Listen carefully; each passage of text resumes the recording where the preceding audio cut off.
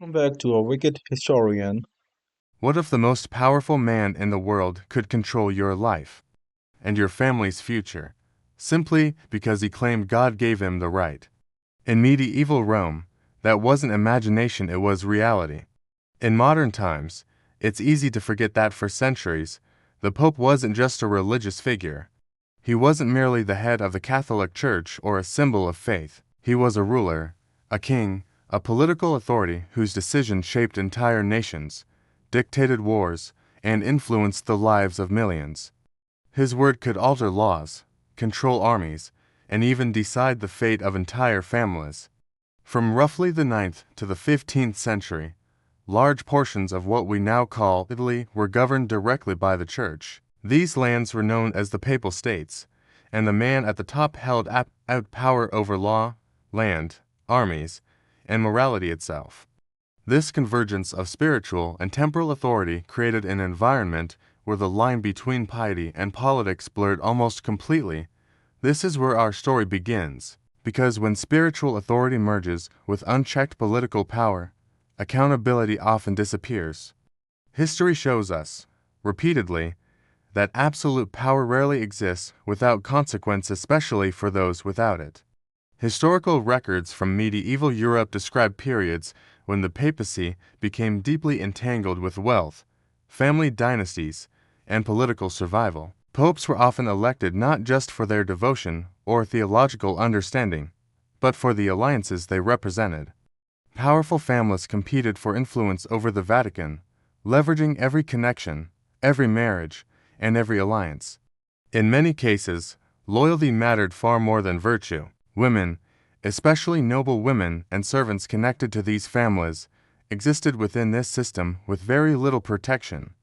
Their safety, their reputation, and even their ability to survive depended on navigating a maze of social pressures and political games. Chroniclers from the time, monks, diplomats, and rival clergy wrote about courts where access to power required personal closeness to those in authority. Requests for protection, land rights, or family favors often meant entering spaces where refusal carried consequences that could ripple through generations. It's crucial to understand the psychology of this era. Saying no to the Pope wasn't just risky, it could be interpreted as disobedience to divine authority. In a society structured entirely around hierarchy, power didn't need physical force. The mere perception of influence, backed by centuries of tradition and religious legitimacy, was enough to bend wills. Fear, social pressure, and the weight of expectation became tools just as effective as armies or law. One of the most infamous periods in papal history was later labeled the Dark Age of the Papacy. Rome during this era was described as chaotic, politically corrupt, and controlled by a small circle of elite families who treated the papal office as a prize to be won. Their influence reached far beyond religious matters, extending into city governance, taxation, and even the appointment of local judges. Rome became a city where power and personal indulgence often overshadowed spiritual leadership. Some popes were accused by their contemporaries, not modern critics, of blurring the boundaries between spiritual responsibility and personal indulgence. Letters, political complaints, and religious writings preserved over centuries describe behaviors that alarmed even those within the Church. Were these accounts exaggerated? Certainly, sometimes. Medieval politics were ruthless, and rivals often weaponized scandal to remove competitors. But the sheer number of similar claims across different reigns suggests something more systemic. The system itself, by design, allowed abuses to flourish. Women who entered papal courts often did so out of necessity, family obligations, employment, or appeals for justice. Once inside, they operated in a world where the imbalance of power was absolute. Reputation, safety, and even family survival could hinge entirely on remaining in favor. This wasn't about romance or personal attraction. It was about leverage, the silent negotiations that determined who could speak, who could act, and who would be silenced. And the Church's moral authority made resistance even harder. When power is framed as sacred, questioning it is not just dangerous, it's seen as sacrilege. To challenge a pope was to challenge God himself in the eyes of many, creating a climate where fear and obedience became intertwined. By the end of this era, cracks were beginning to form in public trust. Letters and diaries hint at frustration and unease among those who saw the Church's moral authority compromised by human weakness and ambition. The seeds of future reform and rebellion were quietly being planted. These seeds would later grow into movements that would shake Europe to its core, but Rome was only the beginning. The patterns of unchecked power, manipulation, and moral compromise were not confined to Italy. As the papacy expanded its reach across Europe, the same issues appeared elsewhere, magnified by distance, politics, and the pressures of international influence. And in every court, palace, and cathedral, ordinary people, especially women, remained vulnerable to the intersection of faith and fear. Because the Church's power didn't stay confined to Italy, as the papacy extended its reach across Europe, the same patterns repeated, this time on an even larger stage, setting the scene for scandals, reform, and challenges that would echo for centuries. By the 14th century, something unprecedented happened. The heart of Western Christianity, the papacy, moved its home base. It left Rome and settled in Avignon, a city in what is now southern France. This wasn't just a change of address. It was the beginning of a new chapter, one filled with immense political power, lavish luxury, and deep, unsettling controversy. Imagine the Pope's new home. It wasn't a humble spiritual retreat. It was a fortress palace, a bustling hub of international politics. Here, the Pope was surrounded by a court that would rival any king's. There were advisors, cardinals in rich robes, heavily armed guards, and diplomats from every corner of Europe, all vying for attention and favor. The Church had transformed. It was no longer just a spiritual guide. It was a global superpower. It got deeply entangled in royal politics, levying taxes that funded armies, and drawing lines on maps that decided the fate of nations. And as we've seen throughout history, whenever power becomes this concentrated, the boundaries that are meant to protect people start to fray. Historical accounts from this period in Avignon paint a vivid picture. They describe a papal court that felt more like a decadent royal palace than a center of faith. Getting access to the Pope was everything. It meant you had influence. Influence meant power, wealth, and for many, simple survival. And in an environment like that, survival often depended on one thing: silence. Think about the people who made this grand court function. The women who worked in and around the palace as assistants, messengers, servants, or even the daughters and wives of visiting nobles were placed in an incredibly vulnerable position. The few complaints that were brave enough to be recorded by church officials tell a chilling story. They describe an environment where your career, your advancement, didn't depend on your skill or your hard work. It depended on personal favor from those in power. Refusing an advance from a powerful figure could mean immediate dismissal. It could mean being exiled from the city, losing your home and your livelihood. Or it could mean the total destruction of your reputation. In a society where a person's honor, especially a woman's honor, was their most valuable asset, a simple rumor, a whispered accusation, was enough to ruin a life completely. What makes these historical accounts so profoundly unsettling is not just the individual acts of misconduct, but how completely normalized this behavior became. It was an open secret. Writers and poets from that era, like the famous Petrarch, described a culture where indulgence was simply seen as a perk of power, a privilege of the elite. The Pope, as the ultimate authority on morality, held a unique position. His own actions, or the actions of those in his inner circle, could be reframed, explained away, or more often, just quietly ignored and buried. The system was designed to protect itself. Now, it's crucial to state that not every pope during this era was corrupt. In fact, many were devout men who genuinely tried to reform the institution. They saw the moral rot and wanted to clean house. But the system itself had become a living entity, and it resisted change with all its might. Why? because the power had become self-protecting.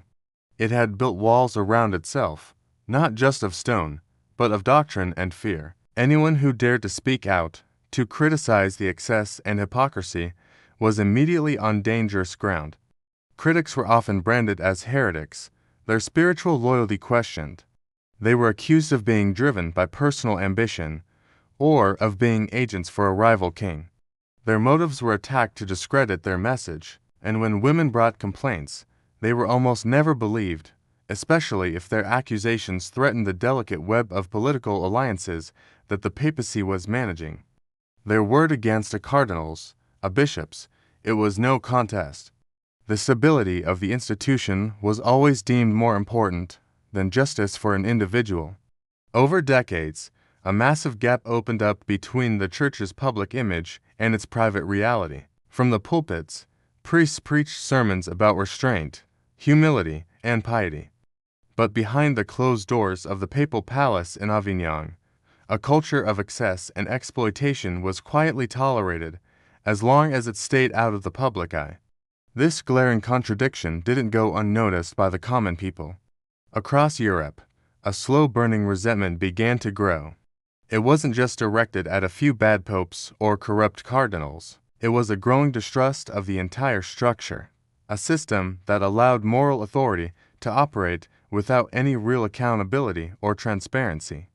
People started to ask a fundamental question: if the shepherds are preying on the flock, who can we trust?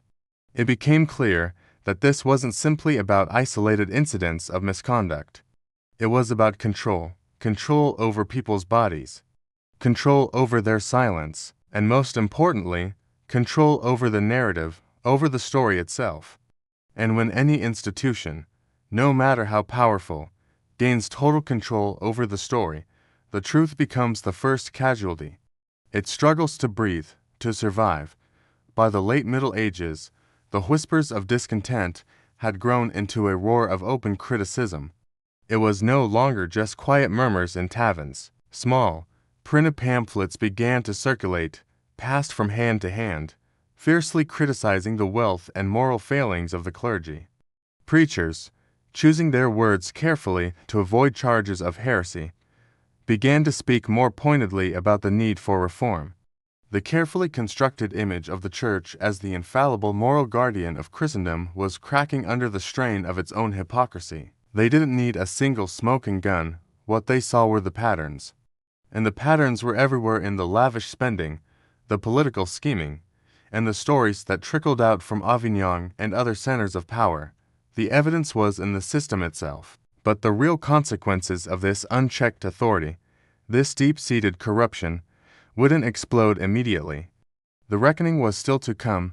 The seeds of rebellion, however, had been planted. They would lie dormant for a time, but they were taking root.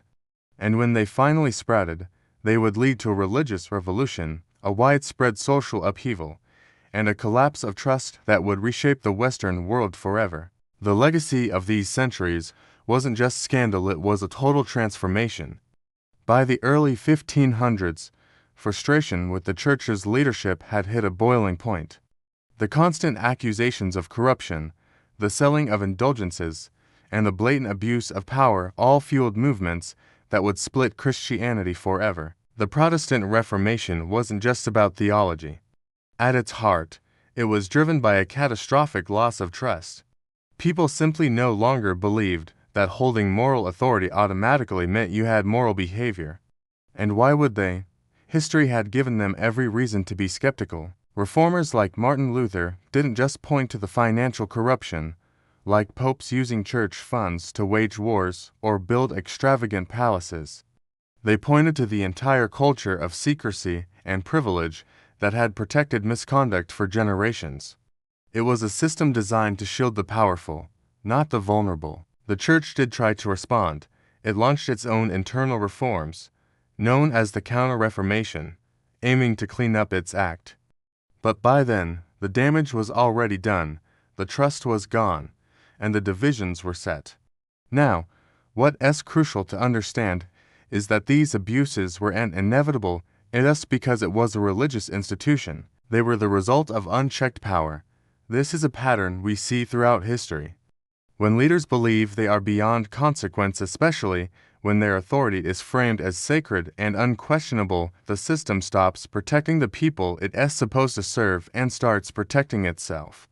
The institution becomes more important than the individuals within it, and who paid the highest price for this. Unsurprisingly, it was often women. Their stories were frequently erased, dismissed as lies, or recorded only as insignificant footnotes in official documents. They were seen as temptations or troublemakers, their voices silenced to protect the reputations of powerful men. But modern historians are now painstakingly re-examining old letters, court documents, and personal accounts to piece together what life was really like for them inside these powerful institutions. We're finally starting to hear the voices that were intentionally buried. This isn't about condemning faith or religion itself. It's about recognizing a fundamental human truth: power, when left unchallenged, can corrupt and distort even the most sacred roles. A position of spiritual leadership can become just another tool for personal gain and control. And believe me, these historical lessons matter more today than ever before. We see institutions, religious and secular, still struggling with these same issues of accountability and transparency. Think about it: corporations, governments, even nonprofits. History shows us exactly what happens when transparency is replaced with silence, when accountability is sacrificed for the sake of reputation. The medieval papacy serves as a perfect case study in how authority can drift dangerously when belief is used to shield behavior. When people are told that questioning a leader is the same as questioning God, it creates the perfect environment for abuse to flourish. Of course, not every pope abused their power. They were genuinely devout and reform-minded leaders. But the problem wasn't just a few bad individuals, it was the system itself.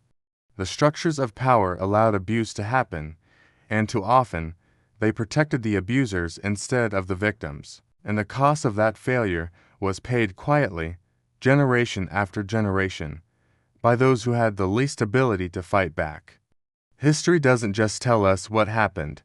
It warns us what happens again when power answers only to itself. If you found this fascinating, make sure you subscribe to A Wicked Historian and hit that bell icon so you don't miss our next deep dive into the past. Comment below and let me know what other dark chapters of history you want me to uncover. Thanks for watching.